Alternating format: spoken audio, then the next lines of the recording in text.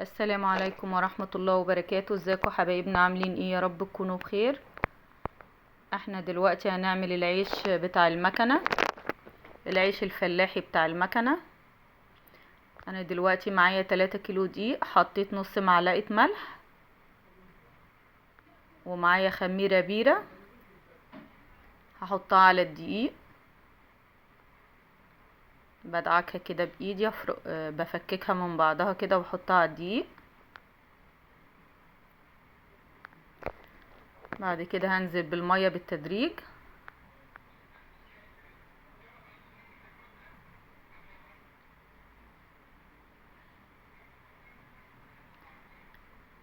صلوا على النبي كده يا حبايبي واذكروا الله، لا اله الا الله سيدنا ونبينا محمد رسول الله. وحطوا لايك، حطوا لايك كده ونوروني كده واشتركوا في القناة.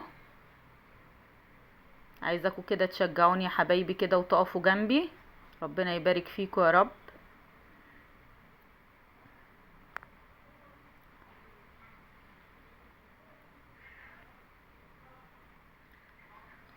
بنزل كده بالمية يا حبايبي بالتدريج.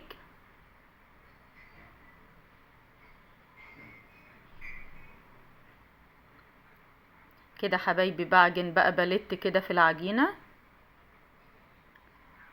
طبعا عشان الجو حر ما بنخلي العجينة ماسكة شوية معانا، ما بنخليهاش طرية.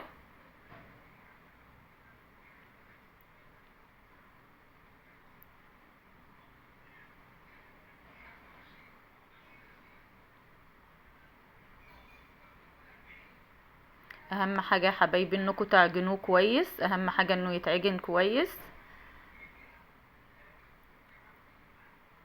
ده يا حبايبي بيتحط عليه دقيق ذرة وبيتحط عليه دقيق فينو. دقيق الفينو العادي اللي احنا بنشتريه السايب ده، وبنحط عليه دقيق ذرة. يعني ال3 كيلو دقيق حطيت عليهم نص كيلو دقيق ذرة. هنا كده النور قطع يا حبايبي، معلش معرفتش اكمل معاكم، كان النور قطع بقى فكملته بقى في الضلمة. كده حبايبي العجينة خمرت معانا اهي، العجينة كده اختمرت معانا.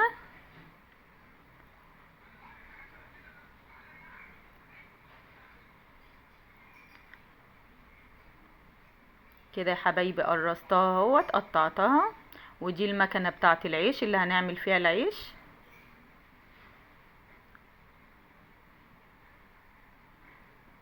اهي يا حبايبي دي المكنة اللي انا بعمل فيها العيش اهي.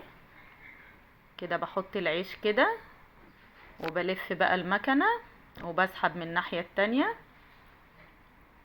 وبعد كده احطها على المطرحة بقى واحطها في الفرن.